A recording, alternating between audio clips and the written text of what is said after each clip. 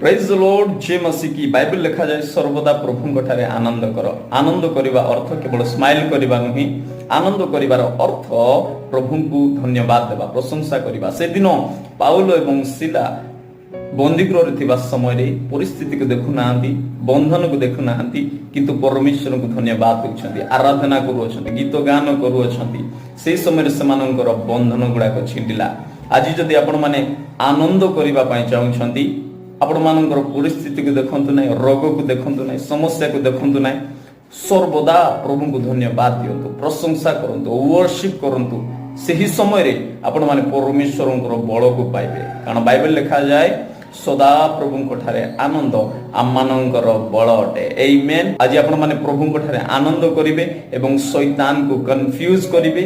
आपण माने प्रत्येक बंधन रु मुक्त हो अछंती। यीशु नाम रे God bless you, God bless you, God bless you. Amen.